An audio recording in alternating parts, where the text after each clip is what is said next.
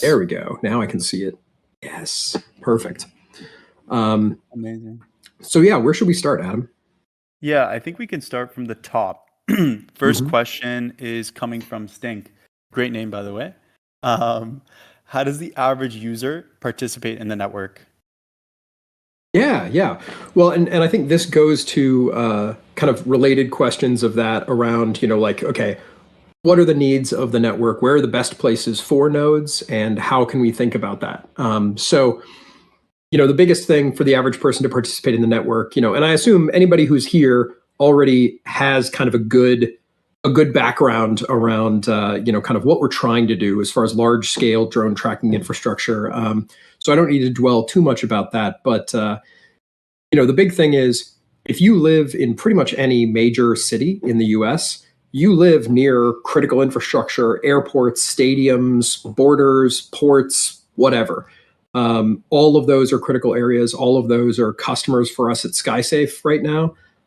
So if you're anywhere near there, the answer is throw your name in the hat, pre-order a sensor. One of the key things to know is that we actually recently changed how we're doing pre-orders with deposits. So now the way we're structuring it is it only requires a $50 deposit to get in the queue for production when we ship. So, hit FliteGrid.io, sign up. And more than that, the second piece that everybody kind of asks about is, okay, how do I know where the important places are? So we don't have an exact date, but literally within the next, call it 2 weeks, we're going to be rolling out a hex grid map on the site. So you can actually look where you're going to deploy systems, and you can look at basically what the rough value of that is, kind of what multipliers are on that. And basically the way that works, we're knocking out, we've basically built out a nationwide map of all of the different types of industries that care about the airspace. So that's critical infrastructure, public safety, like I said, prisons, airports, all of that kind of stuff. And we've mapped that out. And what we're basically doing is any hex that is covering or adjacent to any of those types of industries, we're essentially adding that up, and that creates the multiplier. So, the more types of customers who care about this data that are in that area, the more valuable that hex is. So, the other thing I would totally encourage any of you to do, since you're here on the Discord, by all means, feel free to message me directly if you have a question, and especially like if you want to give me an indication of like where you're thinking of deployment, whether that's one system or multiple systems, hit me up and I can give you a little bit of a sense of that, a little bit of a preview. And aside from the overall questions we talk about today, I'm happy to answer any questions directly. And I know Chris and Adam are happy to jump in on stuff too. So yeah, we talked a little bit about the tool for estimating the hex grid. We're building that out right now. That should be pretty exciting, pretty interesting. Amazing. Yeah. Any other questions from folks around that stuff? Feel free to chime in on the chat. I know Adam put the agenda, so we'll talk a bit about kind of everything. Okay, while we're getting some discount code. Yes, discount code. We can share a discount code. The other thing, so why don't we? I'll actually in the aspect of like discounts, maybe we jump a little bit to talk about incentives or quantity discounts. Do we want to do that? I think we'll touch on everything. We got the agenda pretty. Yeah. It's pretty tight. Okay, we'll go down the agenda. I won't derail us. Yeah, I think the next question was, where are the best places to deploy? Mm-hmm. Yeah, so the key deployment things are you need to have a clear view of the sky, essentially. Similar deployment characteristics to things like GeoNet or WingBits. The goal is anything that's in the air that's transmitting, you want to have the best line of sight to that thing. So that's going to be, on a roof, as much of a 360-degree view. One of the questions in the chat from Thor is it a 360-degree view from the antennas, or is it 120? It's 360. So, when you look at the system, as we show on the website there, we've basically got a few different antennas. That's because we then have multiple independent radios that are all searching the spectrum for these signals over time. And each of those antennas is 360. It's all omnidirectional. So as long as you've got it mounted basically as high up as you can with as clear a view of the sky as you can, that's what's going to give you the best performance. Related to that, I think one of the other big questions related to kind of placement and performance is I always get asked the question of, will rewards be based on number of drones detected, on kind of the amount of data that's created? The answer is no, unequivocal no.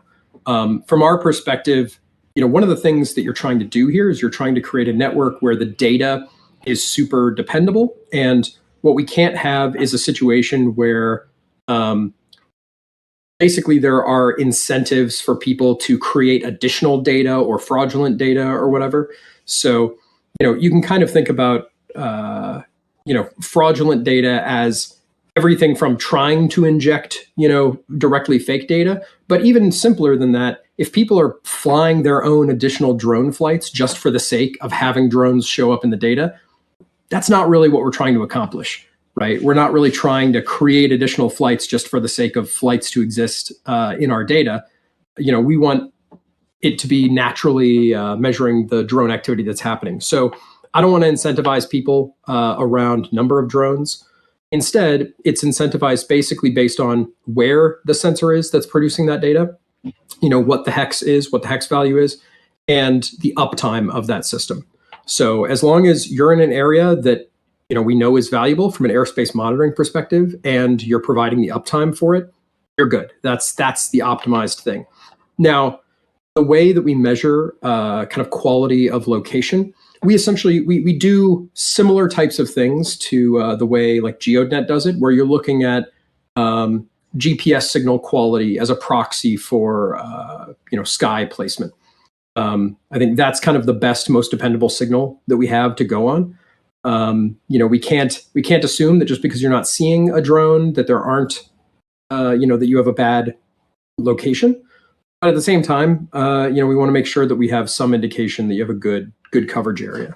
So that's part of how we think about that. Amazing. Before we get into some of these good questions that we're getting in the chat, just in the interest of staying on the agenda, you touched on this a little bit, but I'll still ask this question from Matt. Is there a tool that estimates how valuable a sensor would be in one location versus another? Yep. Yeah, that's going to be our hex map that we're going to drop in just the next few weeks. So that Amazing. Should be good. And the other thing that we'll do on that is, our intent is that you can, basically select a hex, mark where you intend for a sensor to go, and give us that information on your pre-order so that we can basically map out, where we see the kind of distribution of nodes coming out. Amazing. Okay. Just needed to write that in the chat. Another question from Matt. If such a tool exists, can it compare two specific hexes and tell me which one is more valuable right now? Yeah. That's a good point. So, and the other thing too, obviously the value of hexes is going to be somewhat dynamic, but most of the value of hexes is relatively fixed. Most of the time, most of the things that determine value here are relatively stable things in the world. It's those airports and prisons and stadiums and whatnot. We'll also have essentially think about it as kind of what do you call it? Not like high value areas where we have particular customers with particular needs. Similar to the way that HiveMapper does high value, quick turnaround things. So we'll incentivize also for specific customers as they have demands for particular areas. So that I think is valuable as well. But another thing that I'm really interested in talking to is anyone who's looking to deploy multiple units across areas. I know a number of you in the room I've already talked to as far as larger deployers. I'm very excited about it. But anyone else who's a multi-unit deployer, who's a larger deployer, mapping out all of the different locations that you're thinking of. And we're happy to help you kind of think through what will be likely to be the most valuable locations, not just at launch, but over time as well. One of the big areas that's been a growth area for us has been critical infrastructure. So oil and gas, power companies, things of that nature. Those sorts of large, kind of Fortune 500 companies, they've had huge demand for drone tracking infrastructure, and they have a lot of critical infrastructure that they managed to cover. So for them, that's gotten more important. So there may be particular areas that you might not think of as being super valuable. That it's not in a downtown, but it's in a slightly more remote area that happens to be a power plant or major transmission lines or things like that. So I think us really showing the map publicly will be enlightening for a lot of people. I assume that'll be pretty helpful. Yeah, I think so. I think everyone can also agree on that. Just to wrap up on the how to participate topic, the last question we have is, how can non-deployers participate? Ooh, non-deployers. Yes. Okay, so there's a couple of different pieces to this, and I see that Big Sean's in the audience. Exciting to see you. So there's two things we're talking about. Number one, we're rolling out, and hopefully this is a good time to talk about it, is the referral program. So we're going to be rolling out a referral program for those of you who might not be in an area where you're actually, going to be deploying stuff. You can help spread the word and get referrals, and you'll get a reward. You'll get actually stablecoin payment on shipment for that referral. So what we're going to be doing on the referral program, and this may be the first time we're mentioning this, I forget, but so if you qualify for the referral program, you'll get a discount code that you can share, and then you spread that with your own audience. Every time someone uses your code, you're going to earn $50 USDC to be paid out when the hardware ships. So pretty substantial capability of earnings there if you're really spreading the word and really getting interested parties who are in great areas to deploy. And then the second piece for folks who are not necessarily in an area to deploy is what Sean and them are doing over at Fractals, doing the basically this ability to fund the deployment of systems. So we're partnering with Fractals to be able to kind of fractionalize this, to have people on the capital side be deploying the capital to deployers to actually deploy these systems. So that's going to be, we're going to have some big announcements around that coming up soon. So there's possibilities to participate and to gain from that with folks, even if you're not within the US. Because the other thing that I'll mention, so right now, I think one of the key things for any DePIN network is to make sure that as the network grows, it's stable and profitable and solid as it grows. There's a certain threshold of like density and usefulness that a network needs to achieve to be able to be profitable. So what we're doing on that is, this first launch, we're just doing US, purely US. We want to build out a solid US network that covers the entire US. And then we want to build it out to other countries that have similar drone regulatory environments. So, kind of numbers 2 and 3 are going to be most likely Japan and EU in 2027. UK is probably going to be happening around that same time. UK has been a little bit late to the game in some of the regulatory stuff on drones, but they're just now rolling out remote ID requirements, and those are just coming into effect. And I would expect that not long after is going to be Australia and Canada. But that's kind of the current outlook for that. So definitely, if you're in Japan or EU, I would love to talk to you as well to kind of think about where you might be thinking about sensors in the meantime, even though that's, a few quarters away. But we can start thinking about that. Yeah, we do have actually like Lazo in the community who's great. So might set that up in the next couple weeks. Moving on to the next topic though, rewards. The first question's from Pingu. Are rewards based on how many drones a sensor detects or on the time spent covering valuable zones? Yep. Yes, we already touched on that a little bit, but basically it's just on the time spent covering those zones. So we're not going to reward based on number of drones, but if you're really providing solid coverage over that area, and whether or not there are drones there, you're going to get rewarded for that. I think that's key. Amazing. Next question is Is SkySafe the only customer for FliteGrid data, or will it be sold to others? Yeah. So at the start, at least, SkySafe is the provider for is the seller of all the FliteGrid data.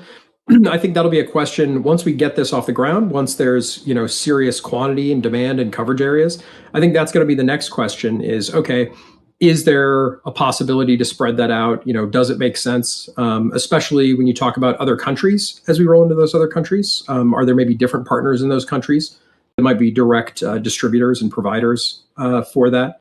So we'll evaluate that. But right now, it's a project of SkySafe, and I think that my goal is that it becomes really the main contributor across all of this. So we'll see. Coming back actually to the first question of this topic around rewards based on time spent covering valuable zones, is there anything preventing too many people from crowding into one zone and driving down everyone else's reward rate? Yeah, I think we will. So I'll say two things on that. One, we will have a cap at some level on number of nodes within a zone. Due to the kind of range and style of the remote ID transmissions, you can have quite a few receivers in a zone that are contributing positively to it. So, it'll take quite a few before it really kind of brings down the profitability of a zone. But we will have a cap at some level. We're not going to allow the density to totally undo things. Amazing. The next question is actually very interesting. Are there any discounts or bonuses for deploying more than one sensor?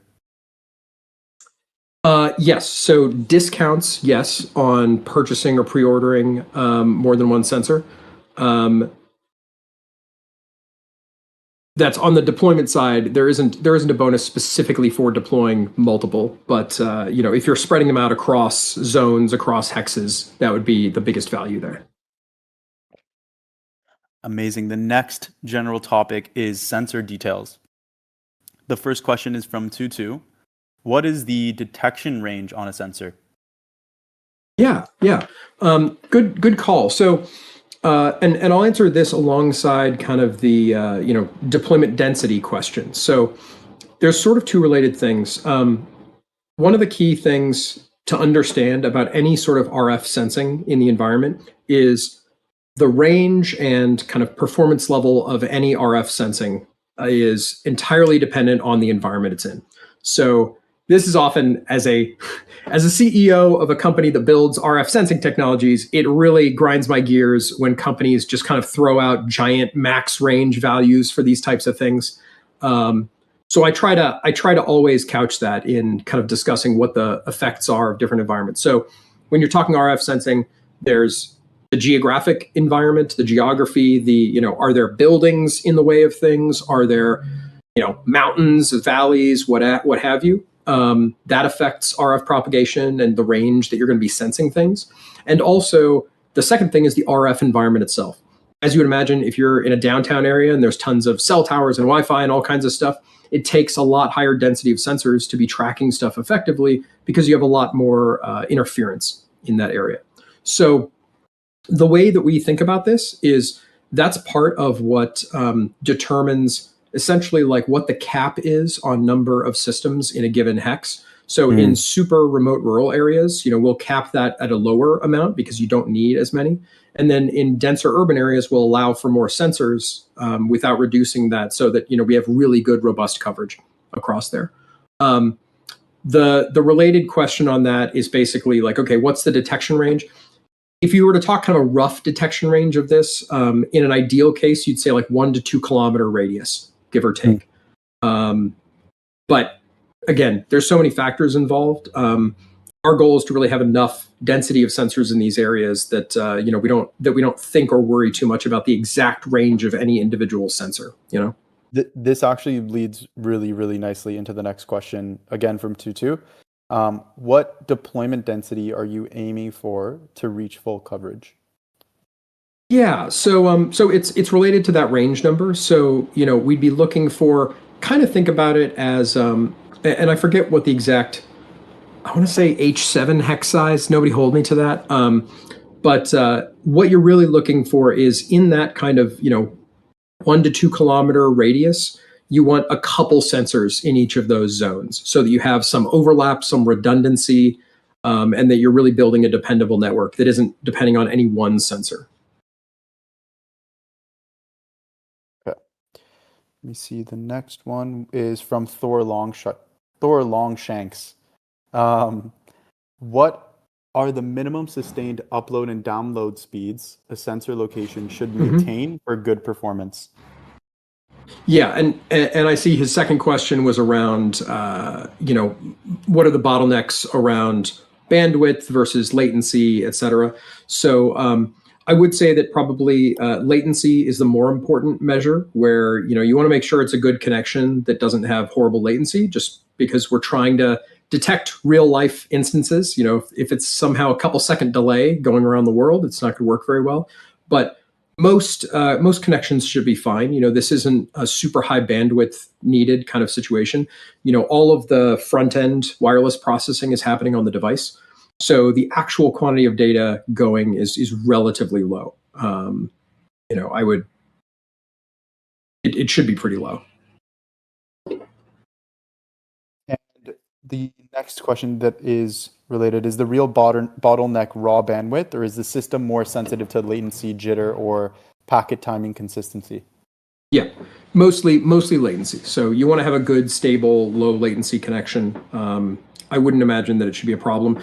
The way that validation across GPS signals works, part of that is making sure that your message to the network is essentially signed at that moment with that GPS signal, with the GPS ephemera that's happening at that time, to make sure that you're validating that you read that signal at this exact point in time and space. So we can't allow for massive late delivery of data into the network. You can't send a message into the network 2 minutes later saying, oh, hey, by the way, there was a drone we detected over here 2 minutes ago. That won't cut it. So it needs to be reasonably real time. Then this is similar to how things like GeoNet think about that problem too. Amazing. I think that closes out the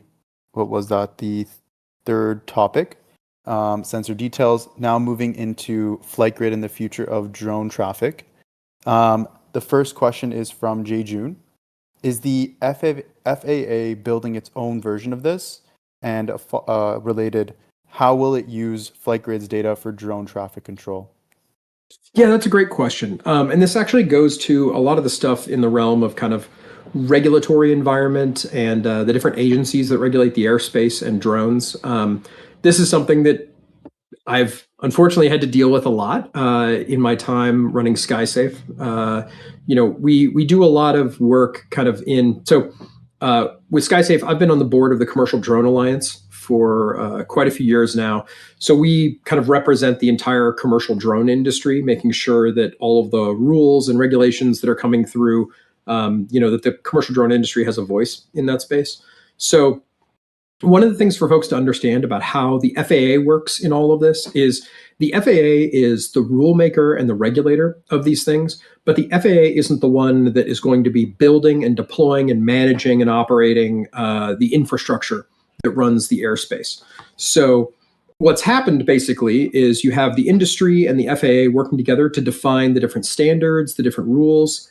You may have seen the FAA has there's a thing called an NPRM, which is basically proposed rulemaking that the FAA puts out to say, hey, here's the rules that we're going to be putting out for things like, approving beyond visual line of sight drone operations or data providers or whatever.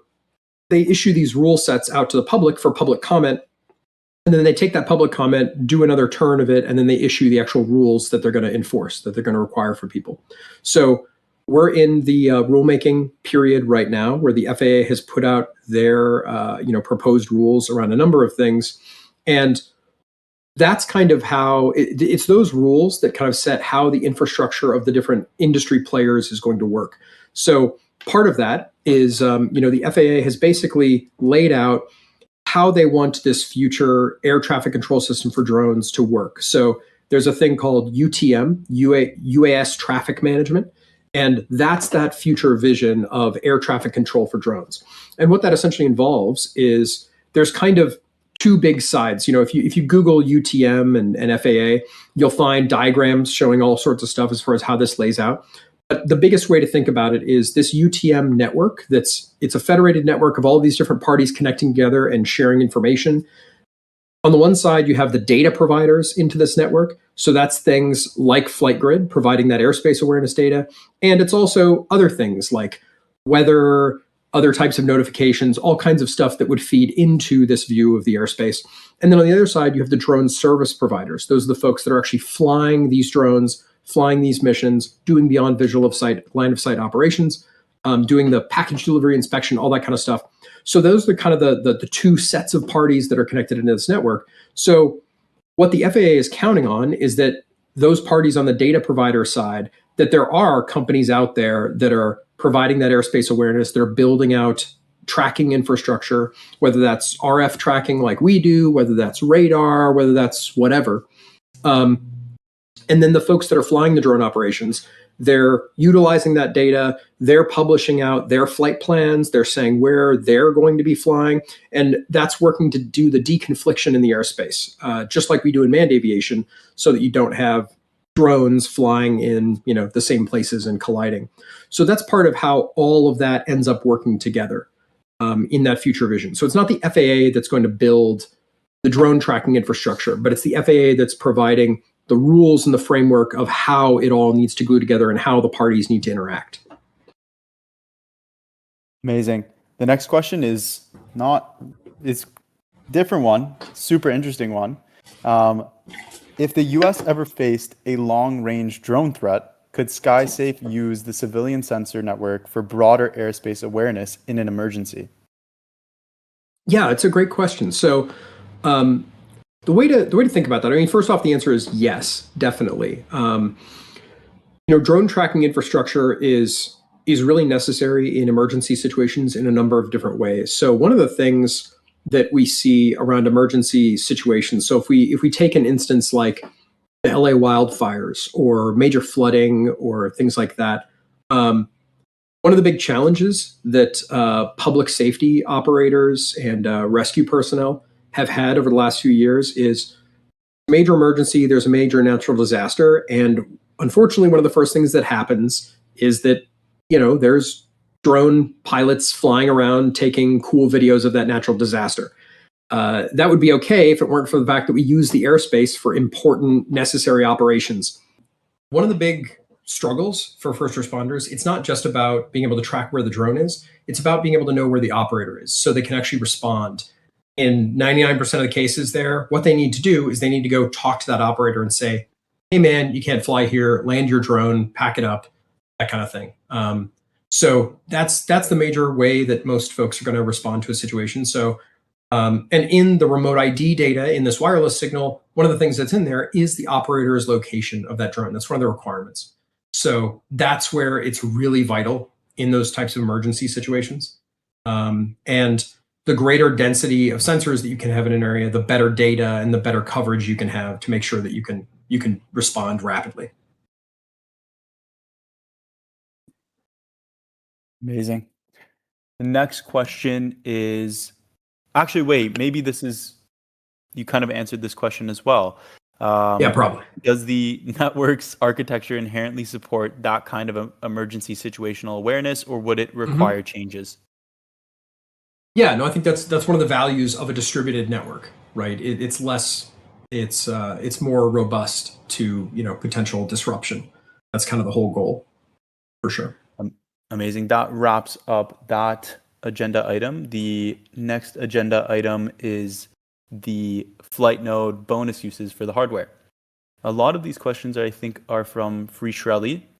The first one is, will hardware owners get the same access to the raw data from their own sensors that FliteGrid has? Yeah, so basically, yes. What we're going to basically be able to show you, so for an individual sensor operator, you're going to see the drone activity of the drone activity that your node receives, basically. So you'll see your individual coverage area. Yeah, that's the way to think about it. Amazing. Is FliteGrid planning a dashboard where hosts can log in and view their activity from their sensors?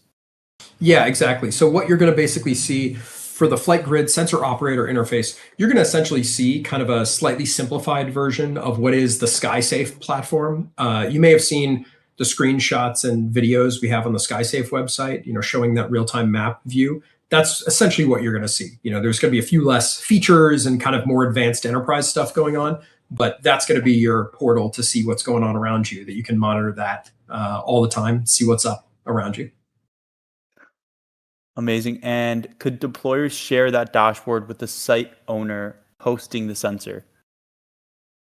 Yeah, and this ties into the next question as well, from Free Shkreli, where he asks, could a limited free view work as a freemium deployment incentive, letting hosts see what they're missing without giving small footprint hosts so much for free that they never convert to paid? So that's actually a great subtle issue to talk about. I think this is one of the challenges we always have to be a little bit careful of. Is I want the deployers, I want all of you to be able to use the node to see drone activity yourself. I think, number one, it's really cool, but number two, it gives you kind of a sense of what's going on there. But we also understand that the value of the data is when we're able to actually monetize and sell that data and to provide that to all of these customer groups. So what we don't want to do is undermine our own value by kind of, what we have to do is keep the kind of enterprise usefulness, enterprise capabilities and features and data fusion separate from the individual view. That's kind of the simplified, more basic view. But I think to his point, there is opportunities there to use that initial basic view as kind of a teaser, as it were, to say, hey, upgrade to full data, full enterprise features from this. So we're definitely thinking in that direction. Amazing. That does conclude the fifth agenda item. The second last item, which is security. Few questions from Thor, starting with what stops bad actors from spoofing or faking nodes that aren't physically deployed? Yeah. And we'll tie this together with his second question of how does the system confirm a sensor is actually located where it claims to be, hardware-bound identity, RF environment checks, anomaly detection, or something else. So there's a few things here, and this to me is something that we've definitely put a lot of thought into, because it's a core need for a network like this. You have to be able to have the data be trusted by all of those customers, and thankfully there's a number of things we can do. So first off, the number one thing is basically proof of location. It's validating that that sensor actually exists in the real world where it claims to be. And that's utilizing basically the raw GPS data, the GPS ephemera, and signing that GPS information at the time it's received. So this is a similar method to how folks like GeoNet do it. That proof of location is pretty critical. The other thing you have to do is that proof of location has to be valid within a particular time frame, because you don't want someone to relay that somewhere else in the meantime. So there's a number of kind of checks you can do across location. Then the second piece is also, Thor mentions a couple different ideas around kind of RF environment, anomaly check, et cetera. So anomaly check sort of things is a good one. I think one of the great things, because we've built out drone tracking infrastructure for so long, we have a good sense and a good ability to look at the data and to understand what's real or what isn't, and see over time like what sort of anomalies might suggest that this isn't real information. But for the most part, if it's actually signed valid time data that has the proof of location, that's what you're going to focus on there. But the other thing, so one of the things that I'm actually interested in long term, and I think we hint at this a little bit in the FliteGrid docs, if you look at the docs page. But one of the things, I said that we can't reward based on volume of drone activity. But one of the things we can do is, if there's actually known authenticated drone activity in the area, for instance, a large commercial drone operator that is conducting operations that are publicly published, seeing those operations in real time and validating that they were seen at the time they happened could be a thing that actually essentially adds a vote of confidence in a node. One of the things that we've thought about a bit is opportunities to partner with drone operations, especially DePIN type drone operations like SPECSy layer drone, where you could have essentially validated operators where those drone flights are getting rewarded for providing validated flights into the network that they publish their flight information after the fact, and we have the received flight data. And when those match, it means the node that reported those, we definitely have high confidence that that node is actually in the place that it was, and that it actually has the performance that we would expect it to have. So there's opportunities to do additional kinds of, authentication within the network as it builds out, and as there's more commercial drone operators of known provenance. That concludes the last topic that we have in the public agenda. We do have one more question that we've saved, but while we're answering that, if you guys have any other questions that you want asked live, please just drop them in the chat and then we'll go through it at the end after this question. So the last question comes from Pingu, or the last question that we have here. Is there a bounty program or a bounty for reporting a violator to the FAA, where if they get fined, the reporter gets a cut, just like the IRS whistleblower program? I love this question. I think it's such a good idea. I haven't heard of anything yet in that, but that is definitely something that I would advocate for. And it's something that I'm going to keep in mind in all of my meetings with FAA and with industry, because one of the biggest problems we have in the drone space right now is a lack of enforcement and a lack of essentially consequences for people who are doing bad things in the airspace. We're still kind of in that Wild West phase at the beginning where, the rules are out there, the laws are on the books, but until you get to the point where there's enough actual enforcement, people can kind of tend to ignore them. It's just like you can post all of the speed limit signs you want, but if there's no cops to actually pull people over and give tickets every once in a while, who's going to follow it? So I think anything we can do to encourage, enforcement to get actual consequences for people endangering the public with bad drone use, the better it is for everyone, and the better it is for the good operators. That's always the key to me. Amazing. There have been a few questions that have been dropped in while you were answering that. I don't know, this is probably a silly question, but you mentioned there's no police for drones. What would a drone cop or drone police look like? Well, so actually, I won't say there are no drone police. So one of the things you can look up is the FAA. So the FAA, they are the regulator, but they're not an enforcement agency, really. They're not law enforcement, but they do have a program called LEAP, LEAP. It's called the Law Enforcement Assistance Program. And the goal of LEAP is that basically it's the connective tissue between FAA as the regulator who sets the rules and enforces that to the actual on the ground state and local law enforcement. So if state and local law enforcement see a drone, see a pilot, cite a pilot that's not doing the right thing, they refer that a lot of times to LEAP, who then the FAA does the actual kind of enforcement action of finding that person, taking away their drone pilot license, all of that stuff. One of the challenges is LEAP is a relatively small program. There's only so many LEAP agents in the US. As you would imagine, in the era of manned aviation being the only thing in the sky, there weren't that many LEAP agents needed. Now that things have been lots of drones in the air, now that things are expanding rapidly, there needs to be a lot more of that. And also mentioned in the chat just now, Jeep Dubai has a kind of police drone. It's true. And actually police drones are a thing that are spreading pretty rapidly. In the public safety space, that's what we call DFR, or drone as a first responder. And it's actually being utilized by a bunch of police agencies to get eyes on a scene rapidly before they can have humans intervene. Then they've been really effective and really good. Awesome. Taking a look at some of these other questions from Tutu. Thor asking about spoofing location of a device. I have a question about spoofing devices to detect drones that don't actually exist. Spoofing devices to detect. Yeah, kind of the same thing. You're sort of asking about faking drone activity that isn't there. Oh, I guess you might be talking about the other thing of you might have broadcasting nodes that are putting out essentially remote ID broadcasts of non-valid drones. Um, that's definitely a concern. That's also a thing that would technically be illegal for somebody to do. So that's also part of the thing of the more we can get coverage across a network, the more we can find those anomalous or fake transmissions, um, and then actually have enforcement actions around those.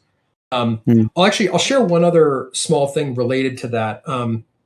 So Tutu brings up a good point, which is one of the key things. So one thing to understand as far as how regulatory stuff and rules get passed is that it's a very long process establishing these rules that have to be followed by the industry, by pilots. And in that process, there's a lot of discussion and negotiation that goes on between the government and industry and the different parties involved, the pilots, the hobbyists, the commercial operators. And in that, when they were defining what the remote ID signal was going to be, there were questions about should this be the type of thing where the signal itself has authentication built in? Should it be the kind of thing where your particular pilot license, your license number needs to be encrypted, signed in these transmissions?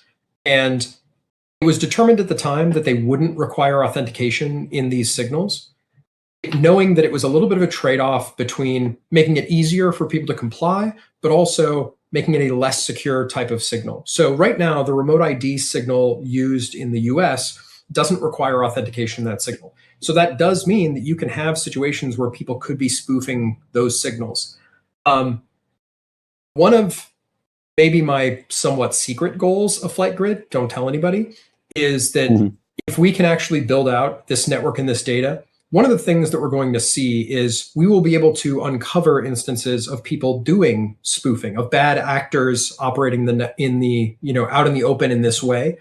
Um, and part of what we'll be able to do is show the need for authentication in this sort of network.